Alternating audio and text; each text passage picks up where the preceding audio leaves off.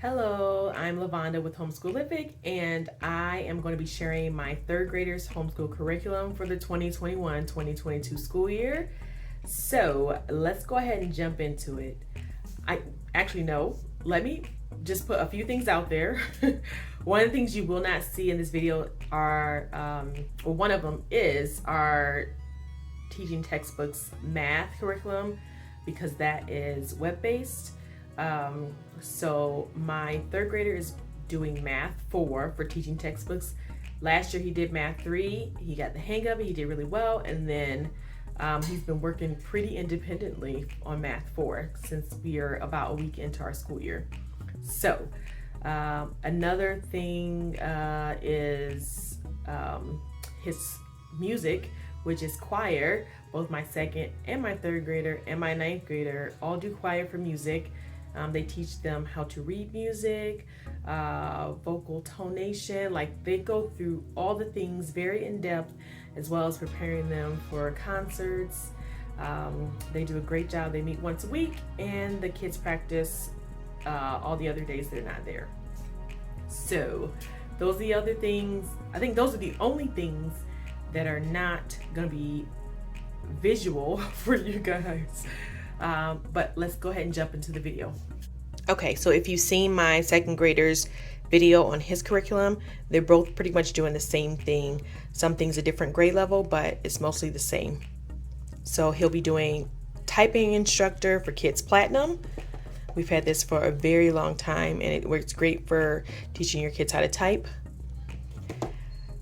We're going to be doing idioms during our group time. You've got Sight Word Daily Activity Practice Journal.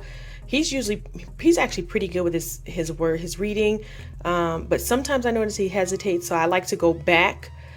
This is kindergarten through first grade. Sometimes you just need to help go back and help to just build that confidence so they know they got it. So that's what we're doing for him. We've got Reading Comprehension grades 3 and 4, and his writing prompts journal. So him and his brother are doing the same writing prompts journal. This is the first year I really like to start introducing writing for third grade. But since my other son I kind of teach them together, so it made sense to just start them both on writing prompts. And I've got so many other good resources and things that we use at home. I will have a totally separate a totally separate video for all the resources that I use during homeschooling for my younger ones. Okay, so I've got the teacher's guide for books 3, 4, 5, and 6 for Explode the Code. Also have Bishop's workbooks. So he'll be doing Explode the Code level 4, book 4, Explode the Code book 5, book 6, and then for our grammar, we've got first language lessons for the well-trained mind. For those of you who don't know, Explode the Code is phonics. Well, it says it right there. So just in case you missed it, it's for phonics. And man, when your kids get through Explode the Code, they're pretty much like a whiz with reading and just phonetic awareness. So we are finishing level 2. We're not done with it. It was a part of our curriculum last year, and we're finishing up this year. And so this is Bishop's level 3 workbook for when we finish that. And then I've got my teacher's book here. So we do our math, our language arts, and then we also have Bible. Our Bible time is mostly, I'm just going to give you guys a glimpse that I didn't do in the other one. This is Bishop's homeschool schedule. And so we have Bible. Our boys are both a part of Awana.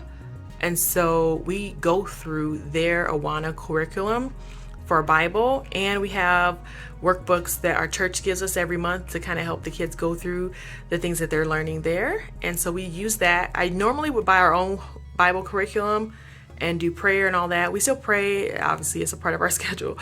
But I am not adding any more to our Bible curriculum than we get already. We've got a lot. So we got plenty to do. But this is for our unit study for the Middle Ages. The same thing if you watched the if you watched my second graders homeschool curriculum choices, all these things were the same. So if you're just watching this, I'm going to go through it now. Chronicles of the Middle Ages, Vikings, Knights, and Castles, Medieval Life, DK Eyewitness Books, The Making of a Knight, A Medieval Feast, You Wouldn't Want to Be in a Medieval Dungeon, You Wouldn't Want to Be a Medieval Knight, Usborne, World History, Medieval World. We've got several more books coming.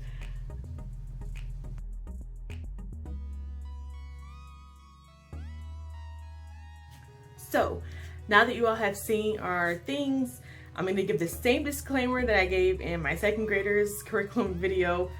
For my third grader, we are doing math, language arts, Bible, and then we're doing unit study themes. Our first theme for our unit study is the Middle Ages.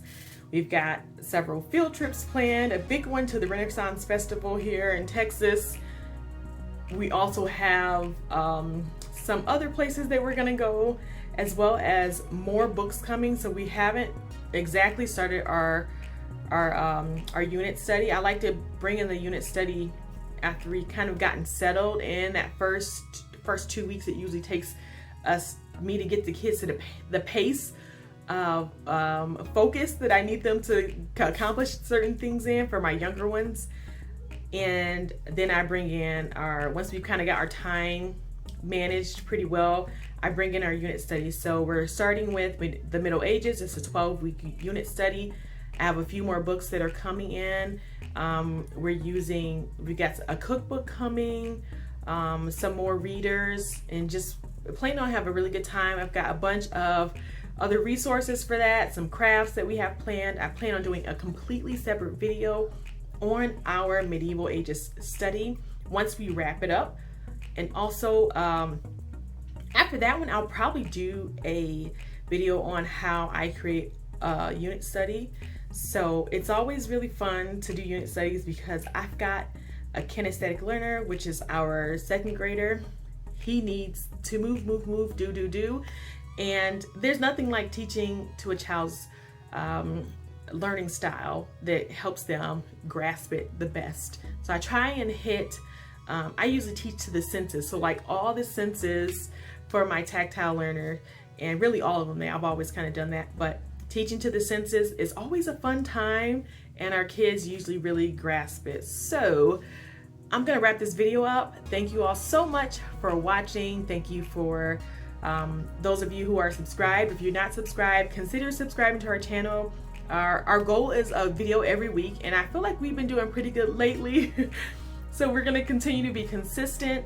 Let us know the type of homeschool content that you guys are interested in.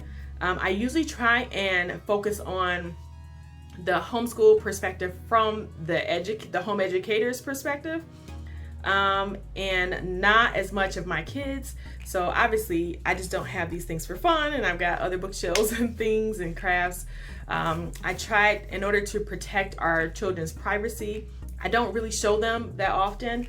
I don't know if I've showed them on this channel, but I try to minimize their faces on the internet and on our channel, because you just never know. But I'm not opposed to showing our day and what our day looks like. So comment below if you have any questions. If you'd like to see a day in the life for me, I know Diana showed one. Let me know if you're interested, and we will see you all soon. Also, don't forget, we have a website, homeschooolific.com. It's got great resources. We actually have a free PDF with like the 75 resources that we came up with. A lot of them are free to help you on your homeschool journey. So we will see you soon. Let's talk in the comments.